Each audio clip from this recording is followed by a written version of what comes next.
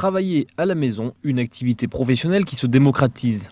Un résultat avancé par l'enquête de la Maison de l'Emploi sur le territoire de Nîmes Métropole qui avait pour question comment faut-il accompagner et développer le télétravail. Nous sommes dans un pays où 95% de la population des entreprises est inférieure à moins de 15 ou 20 salariés. Donc ce sont des très petites entreprises, donc il s'agit de mutualiser. Deuxième aspect, il faut communiquer, parler, former. Voilà, c'est les grands points du développement du télétravail aujourd'hui. Un grand nombre d'entreprises pourraient aujourd'hui mettre en place le télétravail qui, pour l'Association française du télétravail, présente beaucoup d'avantages. Si on fait l'analyse de tous les avantages du télétravail, ils sont considérables à la fois pour les salariés, pour les indépendants, pour les entreprises, mais aussi pour la collectivité publique. Aujourd'hui, on en a recensé à peu près 45.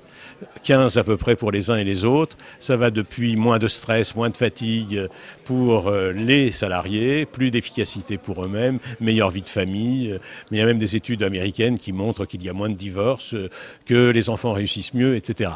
Bon, si je prends maintenant pour les entreprises, une meilleure productivité de l'ordre de 15 à 25%, une plus grande flexibilité, une meilleure réponse aux clients. Pour Yvan Douenel, qui travaille pour la société Idéalisée à Nîmes mais réside à Montpellier, le télétravail lui apporte beaucoup de souplesse dans la vie. Alors il y a l'aspect familial, effectivement, ça c'est hyper important pour moi, mais il n'y a pas que ça, il y a la notion d'emploi du temps vraiment qu'on peut modeler comme on veut.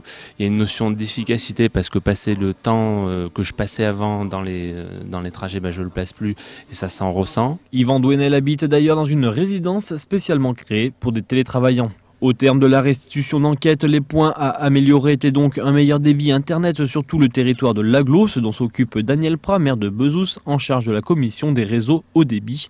Et enfin, une plus grande communication auprès des particuliers et des entreprises sur les possibilités du télétravail, ce que mettra en place prochainement la Maison de l'Emploi.